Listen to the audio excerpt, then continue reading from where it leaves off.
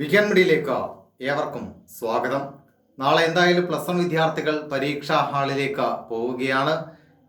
ചരിത്രത്തിലാദ്യമായി പൊതുപരീക്ഷ എഴുതുവാൻ വേണ്ടി മാത്രം ആദ്യമായി സ്കൂളിൻ്റെ പടി കയറുന്ന വിദ്യാർത്ഥികൾ എന്ന ഖ്യാതിയോടുകൂടിയാണ് നാളെ +1 വിദ്യാർത്ഥികൾ പരീക്ഷാ ഹാളിലേക്ക് പോകുന്നത്. നാളെ ഹ്യൂമാനിറ്റീസ് വിദ്യാർത്ഥികൾക്ക് മാത്രമാണ് പരീക്ഷ ഉള്ളത്. ബാക്കി എല്ലാവർക്കും 28-ാം തീയതിയാണെന്ന് തോന്നുന്നു ആരംഭിക്കുന്നത്.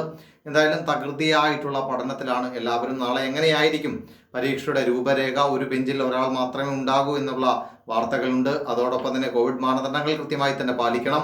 വിദ്യാർത്ഥികൾക്ക് എളുപ്പമുള്ള ചോദ്യങ്ങളാണോ അതോ പ്രയാസമുള്ള ചോദ്യങ്ങളാണോ എന്നുള്ള ഒരു അനിശ്ചിതത്വം ഇപ്പോഴും നിലനിൽക്കുന്നുണ്ട്. ക്വസ്റ്റ്യൻ പാറ്റേൺ എങ്ങനെയായിരിക്കുമെന്ന് വിദ്യാർത്ഥികൾക്കറിയില്ല.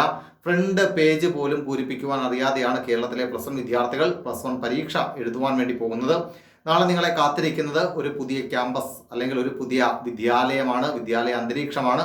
ഇതുവരെ നിങ്ങൾ ആ വിദ്യാലയത്തിൽ പോയിട്ടില്ല. അന്ന് അഡ്മിഷൻ എടുക്കുവാൻ വേണ്ടി ഏകദേശം കഴിഞ്ഞ വർഷം സ്കൂളിൻ്റെ പടി കണ്ടവരാണ് നിങ്ങൾ. അതിനുശേഷം ആ സ്കൂളിൻ്റെ കവാടം നിങ്ങൾ കണ്ടിട്ടില്ല. സ്കൂൾ എങ്ങനെയാണ് എന്നറിയില്ല, ക്ലാസ് മുറികൾ എവിടെയാണ് എന്നറിയില്ല, അധ്യാപകർ ആരൊക്കെയാണെന്നറിയില്ല, കൂടെ പഠിക്കുന്ന കൂട്ടുകാർ ആരൊക്കെയാണെന്നറിയില്ല, ക്ലാസ് മുറികൾ എങ്ങനെ ഇരിക്കുന്നു എന്നറിയില്ല, എങ്ങോട്ടേക്ക് നാളെ ചെന്ന് കയറണമെന്നും അറിയില്ല. അങ്ങനെ ആദ്യമായിട്ട് പരീക്ഷ എഴുതുവാൻ വേണ്ടി സ്കൂളുകളിലേക്ക് പോകുന്നു, അല്ലെങ്കിൽ പരീക്ഷ എഴുതുവാൻ വേണ്ടി സ്കൂളിലേക്ക് പോകുന്നത് തങ്ങളുടെ +1 ജീവിതത്തിലെ ആദ്യത്തെ ക്ലാസ്സിന് വേണ്ടിയാണ് എന്നുള്ള ഒരു ഖ്യാതി ഒരു ചരിത്ര പ്രസിദ്ധമായ നിമിഷമായിരിക്കും. എന്തായാലും എല്ലാവരും ഈ ഓൺലൈൻ ക്ലാസ്സിൻ്റെ മുമ്പിലിരുന്ന് ഗൂഗിൾ മീറ്റിൻ്റെയും സൂം ആപ്പിൻ്റെയും ഒക്കെ മുമ്പിലിരുന്ന് എല്ലാവരും ക്യാമറയൊന്നും ഇതുവരെ ഓണാക്കിയിട്ടില്ല.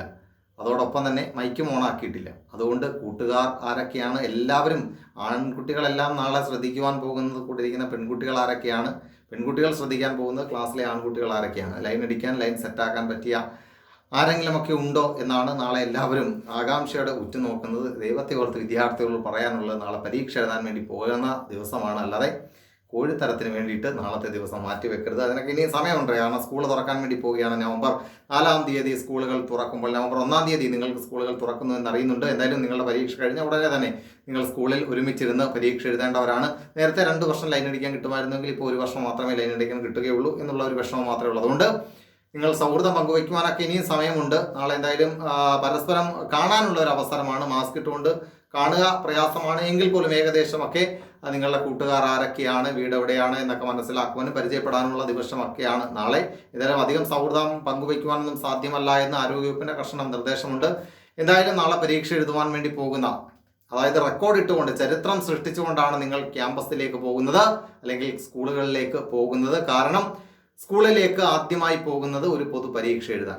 ഇതിലും വലിയ ഭാഗ്യമുള്ള വിദ്യാർത്ഥികൾ ഇതുവരെ കേരളത്തിൽ ഉണ്ടായിട്ടില്ല. അതുകൊണ്ട് നാളെ പരീക്ഷ എഴുതാൻ പോകുന്ന എല്ലാ വിദ്യാർത്ഥികൾക്കും വീക്കെൻഡ് മീഡിയയുടെ എല്ലാവിധ ആശംസകളും ഞങ്ങൾ അറിയിക്കുകയാണ്. തീർച്ചയായിട്ടും നിങ്ങൾ നാളെ ഒരു ചരിത്രം കുറിക്കുവാൻ വേണ്ടി പോവുകയാണ്. ഒരു ക്ലാസ്സിൻ്റെ, ഒരു ഓഫ്ലൈൻ ക്ലാസ്സിൻ്റെ സഹായമില്ലാതെ നിങ്ങൾ ഒരു പൊതു പരീക്ഷ എഴുതുവാൻ വേണ്ടി പോകുന്നു. വിദ്യാഭ്യാസ വകുപ്പിൻ്റെ നിലപാടുകൾക്ക് മുൻപിൽ ധൈര്യത്തോടെ നെഞ്ചു വിരിച്ചുകൊണ്ട് നേരിടുവാൻ വേണ്ടി നാളെ +1 വിദ്യാർത്ഥികൾ തീരുമാനിച്ചിരിക്കുകയാണ്. എന്തായാലും +1 പരീക്ഷ എഴുതുവാൻ വേണ്ടി പോകുന്ന, പഠിച്ചുകൊണ്ടിരിക്കുന്ന മുഴുവൻ വിദ്യാർത്ഥികൾക്കും എല്ലാവിധ ആശംസകളും വീക്കെൻഡ് മീഡിയ ടീമിൻ്റെ ഭാഗത്തുനിന്ന് നേരുന്നു. മറ്റ് വിദ്യാഭ്യാസ വാർത്തകളും വിശേഷങ്ങളും ഒക്കെയായി നിങ്ങളുടെ മുമ്പിലേക്ക് എത്താം. അതുവരെ എല്ലാവർക്കും